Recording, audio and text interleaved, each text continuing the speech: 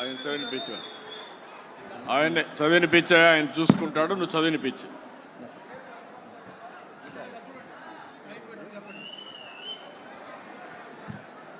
నాంచర్య గారు, ఇప్పుడు రీసర్వే తర్వాత కొత్తగా పట్టాదారు పాస్ పుస్తకం ప్రింట్ అయ్యి రావడం జరిగింది. మీరు డ్రాఫ్ట్ కూడా చూసుకున్నారు.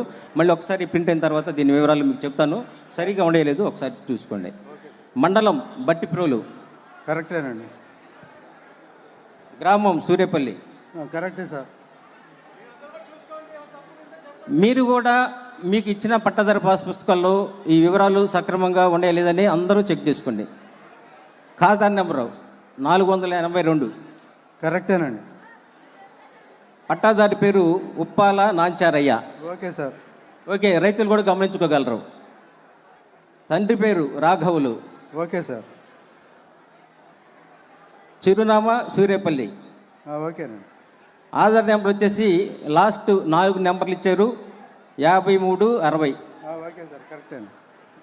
మొబైల్ నెంబర్ వచ్చేసి 93 46 79 43 41. కరెక్టే సార్. దీంట్లో వచ్చేసి భూమికి సంబంధించిన వివరాలు. గతంలో సర్వే నంబర్ 54-4 ఈ 2 సర్వే నెంబర్లలో 42 సెంట్లు ఉంది. ఇప్పుడు ప్రస్తుతం దానికి కొత్తగా ఎల్పి నెంబరు 227 ఇచ్చారు.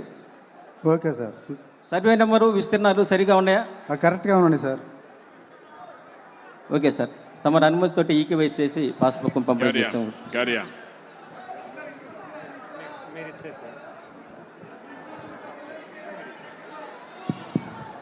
ఇక్కడ ఉండే వాళ్ళందరూ కూడా పట్టాదారు పాస్ పుస్తకాలు ఇచ్చారు. ఈరోజు మీ అందరి దగ్గర ఈకేవైసీ చేసి ఆధార్ అథెంటికేషన్ చేసి మీకు పట్టాదారు పాస్ పుస్తకాలు ఇచ్చారా? ఎంతమంది ఇక్కడ పట్టాదారు పాస్ పుస్తకాలు తీసుకొని చేలు పైకెత్తండి. పట్టాదారు పాస్ పుస్తకాలు చూపేయండి. అన్నీ సక్రమంగా ఉన్నాయా? Okay, good, congratulations. అందరికీ అభినందనలు, ధన్యవాదాలు. గట్టిగా చప్పట్లు కొట్టి అభినందించండి. ఎలాంటి చిన్న తప్పు లేకుండా అందరికీ పట్టాదారు పాస్ పుస్తకాలు ఇచ్చి మీ భూమి మీ హక్కు, అది ఎవరు కాదనలేనటువంటి వాస్తవం. దానికోసం ఈ కార్యక్రమం పెట్టాం. చాలా సంతోషం. గౌరవ ముఖ్యమంత్రి వర్యులు గౌరవనీయులు శ్రీ నారా చంద్రబాబు నాయుడు గారి చేతుల మీదుగా బెనిఫిషరీగా ఉన్నటువంటి రైతు సోదరులు నాంచారయ్య గారికి పాస్బుక్ని అందిస్తున్నటువంటి ఈ శుభ తరుణం మీ అందరి కరతాళ ధ్వనుల మధ్య గౌరవ ముఖ్యమంత్రి వర్యులు వారికి ప్రత్యేకమైనటువంటి ధన్యవాదాలు తెలియజేద్దాం. Thank you sir, thank you very much. మీ భూమి మీ హక్కు ప్రభుత్వ రాజముద్రతో పట్టాదారు పాసు పుస్తకాల పంపిణీ కార్యక్రమం సూరేపల్లి గ్రామ సభ. ఆయనకి ఏమన్నా నాంచారయ్యకి మైక్ ఇవ్వండి, ఒక నిమిషం మాట్లాడండి. గౌరవనీయులైన ముఖ్యమంత్రి గారికి నమస్కారాలు, అలాగే వేదికను అలంకరించిన పెద్దలకి నమస్కారాలు, సభకు విచ్చేసిన ప్రజానికి నమస్కారాలు. నా పేరు ఉప్పాల నాంచారయ్య, తాతావారిపాలెం. నేను వ్యవసాయం చేసుకుంటూ ఉంటాను. గత ప్రభుత్వంలో మాకు రీసర్వే చేసి ఉన్నారండి. మా పొలంలో కొలతలు సరిగా రాలేదు, హద్దురాళ్ళు వేశారు. వాటి మీద గత ప్రభుత్వ పాలకుల బొమ్మలు, కొంతమందికి పాసు పుస్తకాలు ఇచ్చారు. వాటి మీద గత ప్రభుత్వ పాలక బొమ్మలే ఉన్నాయి. మాకు గందరగోళంగా అనిపించింది. తర్వాత బాబు గారు వచ్చారు, మళ్ళా రీసర్వే పెట్టారు. మా భూములు కరెక్ట్గా కొలిసి మరి క్యూఆర్ కోడ్తోనూ పాలకుల బొమ్మతో కాకుండా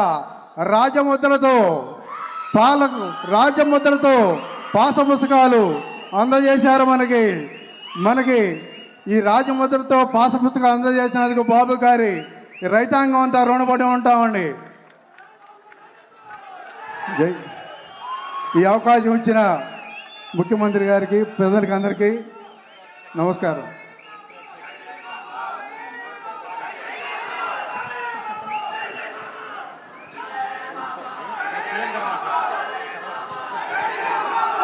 భూమి అంటే రైతు ప్రాణం, భూమి అంటే రైతన్న జీవితం.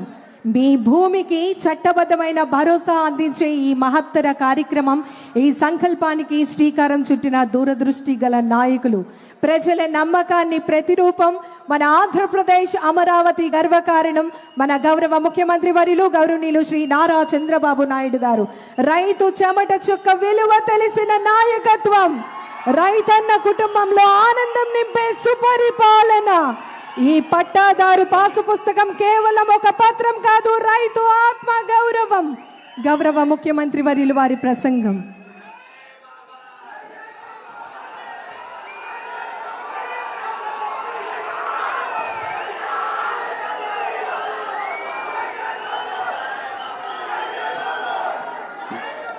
ఓకే తమ్ముళ్ళు, మీ భూమి మీ హక్కు ఈ కార్యక్రమం కింద నేను ఈరోజు సూర్యాపల్లికి వచ్చినప్పుడు నాకు అఖండ స్వాగతం పలికిన సోదరి సోదరులందరికీ నా నమస్కారాలు, అభినందనలు, శుభాభినందనలు. వేదిక పైన పెద్దలకి, మా తెలుగింటి ఆడపడుచులకి అందరికి కూడా మరొకసారి అభినందనలు.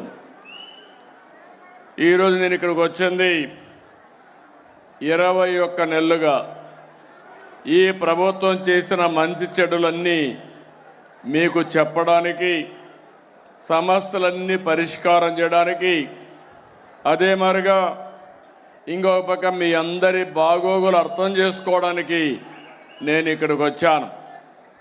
ఇప్పుడే పట్టాదారు పాసు పుస్తకం ఇస్తే మీలో సంతోషం చూసినప్పుడు నా జన్మ చరితార్థమైందని మరొకసారి మీ అందరికీ విజ్ఞప్తి చేస్తున్నా. ఎన్నికల ముందు చెప్పాను, ఆ రోజు విధ్వంసం జరిగింది. రాష్ట్రాన్ని ఏ విధంగా చెప్పాలో నాకు తెలియదు, కానీ అన్ని విషయాల్లో సర్వనాశనం చేశారు.